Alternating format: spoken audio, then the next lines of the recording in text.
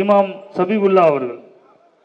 இன உணர்வோடும் மொழி உணர்வோடும் இங்கே கூடியிருக்கக்கூடிய தாய் தமிழ் உறவுகள் அனைவருக்கும் என்னுடைய அன்பையும் வாழ்த்துக்களையும் தெரிவித்துக் கொள்கின்றேன்.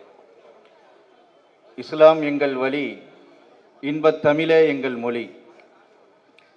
நாங்கள் அல்லாஹ் என்று சொல்வதற்கு முன்னால் அம்மா என்று சொன்ன பூர்வகுடி தமிழர்கள்.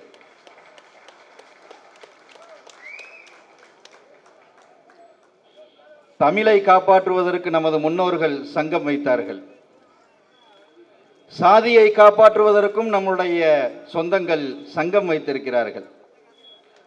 ஆனால் சிறைவாசிகளுக்கென்று சங்கம் வைத்தவன் மாவீரன் ஷஹீத் வீரத்தந்தை பழனி பாபா அவர்கள். அந்த சிறைவாசிகளின் சங்கத்தின் பொதுச் செயலாளராகத்தான் அண்ணன் சீமான் அவர்கள் இருக்கிறார்கள் என்பதை நான் பெருமையோடு சொல்லிக் கொள்கின்றேன். உங்களுக்கெல்லாம் தெரியும், பழனி பாபா ஒரு வார்த்தையை சொல்லியிருப்பார். வரலாறு என்னை விடுதலை செய்யும், வருங்காலம் என் சார்பில் வஞ்சம் எடுக்கும் என்று சொல்லியிருப்பார். வரலாறு எப்படி பழனி பாபாவை விடுதலை செய்தது? வரலாறு எப்படி பழனி பாபாவின் சார்பாக வன்மம் எடுத்துக் கொண்டிருக்கிறது? நானோ அண்ணன் ஹுமாயினோ அல்லது நாம் தமிழர் கட்சியில் இருக்கக்கூடிய இஸ்லாமியர்களோ அல்லது அண்ணன் தடா ரஹீம் அவர்களோ இவர்களெல்லாம் பழனி பாபாவை போற்றுவது வரலாற்று விடுதலை அல்ல. என் அன்பு சொந்தங்களே, இஸ்லாத்திற்கும் பழனி பாபாவிற்கும் சம்பந்தம் இல்லாத சீமான் என்கின்ற ஒருவன் பழனி பாபாவை நினைவுபடுத்துகின்றானே, அதுதான் வரலாற்று விடுதலை. அதுதான் பழனி பாபா எதிர்பார்த்த வரலாறு என்னை விடுதலை செய்யும் என்பதற்கான பொருள் அதுதான். இஸ்லாமிய சமூகம் கைவிட்டு விட்டது இஸ்லாமிய சிறைவாசிகளை. இஸ்லாமிய தலைவர்கள் கைவிட்டு விட்டார்கள் சிறைவாசிகளை. அரசும் கைவிட்டு விட்டது இஸ்லாமிய சிறைவாசிகளை. ஆனால் இஸ்லாத்திற்கும் சிறைவாசிகளுக்கும் சம்பந்தம் இல்லாத சீமான் ஒருவன் சிறைவாசிகளுக்காக வேண்டி போராடி கொண்டிருக்கின்றானே, அதுதான் பழனி பாபா சொன்ன வருங்காலம் என் சார்பாக வஞ்சம் தீர்க்கும் என்று சொன்னான் அல்லவா? அந்த வஞ்சத்தை தான் சீமான் தீர்த்து கொண்டிருக்கின்றான், திராவிடத்திற்கும் ஆரியத்திற்கும். கொஞ்சம் யோசித்து பாருங்கள். சீமானவர்களை பிஜேபியினுடைய பி டீம் என்று சொல்கின்றவன் எல்லாம் யார்? பழனி பாபா சொல்லுகின்றான், அதிகாரத்தில் உள்ளவர்கள் எல்லாம் எவனை காட்டி இவன் அயோக்கியன், இவன் இனவெறியன் என்று சொல்கின்றானோ அவன் தாண்டா மக்களுக்கானவன், அவன் தான் மக்களுக்கானவன். அதிகாரத்தில் உள்ளவர்கள் எவனை காண்பித்து இவன் நல்லவன், இவன் புனிதன், இவர்தான் உங்களுக்கான பாதுகாப்பு என்று சொல்கின்றானோ அவன்தான் மக்களுக்கு எதிரானவன் என்பதை அரசியல் பகுத்தறிவை வகுத்து கொடுத்தவன் பழனி பாபா அவர்கள். எனக்கு நீண்ட கால வரைக்கும் சீமான் அண்ணன் மீது ஒரு சந்தேகம் இருந்து கொண்டே இருந்தது. இவரை நம்பலாமா நம்பக்கூடாதா, இவர் சரி வருவாரா வரமாட்டாரா என்று. ஆனால் எப்பொழுதெல்லாம் இந்த நாட்டை நாசமாக்கிய, இந்த நாட்டை ஆண்டு இந்த வளங்களை எல்லாம் திருடி கொளுத்த இந்த திராவிட கட்சிகளும் ஆரிய தேசிய கட்சிகளும் சீமான் அவர்களை பார்த்து பிஜேபியினுடைய பி டீம் என்று திராவிட ஒட்டுணிகளாக இருந்த அத்துணை கட்சிகளும் பேச ஆரம்பித்ததோ அப்பொழுதுதான் நான் முடிவெடுத்தேன், சீமான் தான் மக்களுக்கானவன். பழனி பாபா சொன்ன அந்த வார்த்தை சீமானுக்குத்தான் பொருந்தும். அப்ப பிஜேபியினுடைய பி டீம் சீமான் என்றால் அவன் பிஜேபியினுடைய பி டீம் அல்ல. நாங்கள் தான் பிஜேபியை எதிர்க்கின்றோம், ஆரியத்தை எதிர்க்கிறோம் என்று கூறுகிறான் என்று சொன்னால் அவன் ஆரியத்தை எதிர்க்கவில்லை, ஆரியத்திடம் மண்டியிட்டு கிடக்கிறான் என்பதை பழனி பாபா சொன்னது போல அந்த முடிவை தமிழ் தேசிய இஸ்லாமிய கூட்டமைப்பு இமாம்கள் நாங்கள் எடுத்தோம். ஆளும் வர்க்கம் எப்பொழுது வாயை திறந்து சொன்னதோ, அவங்க வாயை மூடிட்டு இருந்திருந்தா கூட நான் சீமானவர்களை நம்பியிருக்க மாட்டேன். ஆனா வாயை திறந்து எப்பதான் சீமான் இந்த மண்ணுக்கு எதிரானவர் என்று சொன்னாரோ அப்பொழுதுதான் எங்களுக்கு உறுதியான நம்பிக்கை பிறந்தது. சீமான் நிச்சயமாக இந்த மண்ணுக்கும் மக்களுக்கும் உண்மையாக நிற்பான் என்கின்ற நம்பிக்கை பிறந்தது. நீங்கள் யோசித்து பாருங்கள், சிறைவாசிகளை பற்றி இதுவரைக்கும் எந்த கட்சியும் வாய் திறந்ததில்லை.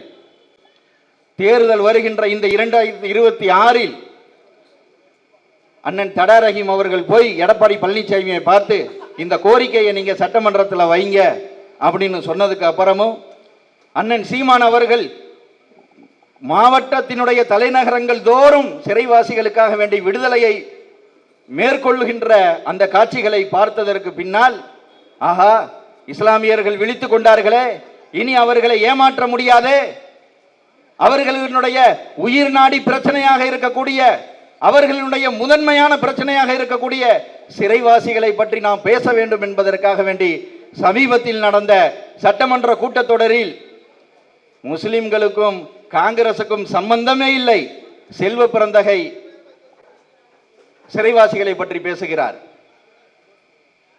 விடுதலை சிறுத்தைகளுடைய கட்சி சார்பாக எம்எல்ஏ அவர்கள் பேசுகின்றார், சிபிஎம்முக்கும் இஸ்லாத்துக்கும் சம்பந்தமே இல்லை, அவர் சிறைவாசிகளை பற்றி பேசுகின்றார். ஏன்? தேர்தல் வருவதினால் இதுவரைக்கும் வாய் திறக்காத இந்த சட்டமன்ற உறுப்பினர்கள் இப்பொழுது வாய் திறக்கிறார்களே, இதுதான் உங்களுடைய சமூக நீதியா? எத்தனை குற்றவாளிகள் சிறைவாசிகள் குற்றத்தை அவர்கள் செய்த பெரும் பெரும் குற்றங்களில் இருந்து சிலையிலிருந்து விடுதலை செய்யப்பட்டார்கள். லீலாவதி கொலை வழக்கில் கைது செய்யப்பட்டவர்கள் விடுதலை செய்யப்பட்டார்களே, தர்மபுரி கொலை வழக்கில் கைது செய்யப்பட்டவர்கள் விடுதலை செய்யப்பட்டார்களே. என்னுடைய அண்ணன்மார்கள் எல்லாம் சொன்னார்கள், சம்பந்தப்பட்டவர்கள் எல்லாம் விடுதலை செய்யப்பட்டார்கள். விசாரணை என்கின்ற பெயரில் சம்பந்தம் இல்லாத இஸ்லாமிய இளைஞர்களை கொண்டு சிறையில் அடைத்தீர்களே, இதுதான் சமூக நீதியா? இஸ்லாமியர்களை மாத்திரம் சிறையில் வைத்துக் கொண்டு மற்ற ஏனைய குற்றவாளிகளை எல்லாம் அண்ணா பிறந்த நாள், அவர் பிறந்த நாள், இவர் பிறந்த நாள் என்று விடுதலை செய்கிறீர்களே, இதுதான் உங்களுடைய சமூக நீதியா? சமத்துவ நீதியா? இந்த கேவலமான சமூக நீதியை தூக்கி எறிவதற்காக வேண்டித்தான் நாங்கள் 2026 எதிர்நோக்கி காத்துக் கொண்டிருக்கின்றோம். என் அன்பு சொந்தங்களே, என்னுடைய இஸ்லாமிய சொந்தங்களிடத்தில் நான் ஒரு வேண்டுகோள் வைக்கின்றேன். உங்களுக்கெல்லாம் தெரியும், சீமான் என்பவன் இந்த மண்ணுக்கானவன், மக்களுக்கானவன், மக்களின் உரிமைக்கானவன் என்பது உங்களுக்கெல்லாம் தெரியும். ஆனால் உங்களுக்குள் ஒரு மனநோய் உங்களுடைய உள்ளத்திலையும் சிந்தனையிலையும் பிடித்துக் கொண்டிருப்பதாகத்தான் நான் கருதுகின்றேன். அந்த மனநோயிலிருந்து நீங்கள் விடுதலை அடைய வேண்டும். வருகின்ற ரமலான் மாதம் நீங்கள் நரகத்திலிருந்து விடுதலையை கோருவீர்கள் இறைவனிடத்திலே. அதே சமயத்தில் இந்த நரக ஆட்சியில் இருந்து, இந்த கொடிய திமுக அதிமுகவினுடைய ஆட்சியில் இருந்து, இந்த கேடுகட்ட தேசிய கட்சிகளினுடைய ஆட்சி முறையில் இருந்து விடுதலை பெறுவதற்காக வேண்டி இறைவனிடத்திலே துஆ செய்யுங்கள்.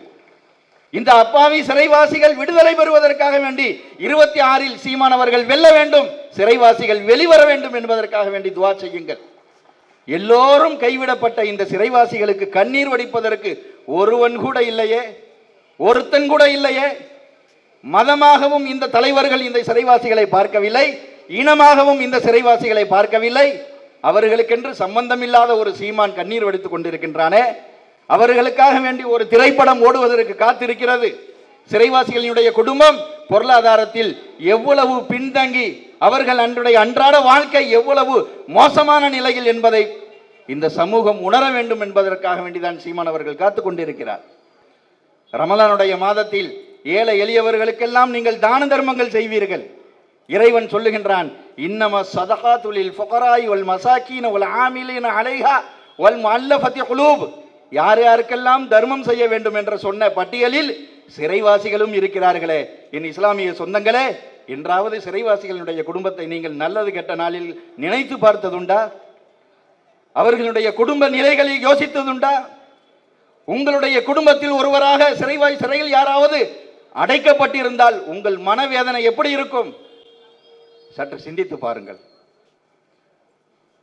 அவர்களுடைய குடும்பத்தை கொண்டும் கருணையோடு பாருங்கள். அவர்களுக்கு உதவி செய்யுங்கள் என்று நான் உங்களை கட்டளையிட முடியாது. உங்களுக்காக இதயத்தில் இருந்து பிறக்க வேண்டும். அந்த குடும்பத்தினுடைய வறுமை நிலையை போக்க வேண்டும், அந்த குடும்பத்தினுடைய சிறைவாசிகளை மீட்கப்பட வேண்டும் என்கின்ற எண்ணத்தில் வருகின்ற 2026 ஒரு இஸ்லாமிய மக்களுக்கு கிடைத்த மிக பெரும் வரலாற்று வாய்ப்பு. இஸ்லாமிய சமூகத்தை அரசியல்வாதிகளிடம் அடமான வைத்து அண்டி பிழைத்த இந்த இஸ்லாமிய தலைவர்களை எல்லாம் அரசியலில் இருந்து அப்புறப்படுத்துவதற்கு உங்களுக்கு கிடைத்திருக்கின்ற வாய்ப்பு. அப்புறப்படுத்துங்கள். இந்த தலைவர்களால் இந்த மண்ணில் நிகழ்ந்த சாதனை என்ன? இந்த இஸ்லாமிய தலைவர்கள் இந்த மண்ணில் சாதித்தது என்ன? பாபர் மசூதியை போராடி தடுத்து நிறுத்தினார்களா? 3.5 நிறைவேற்றுவதற்கு போராடினார்களா?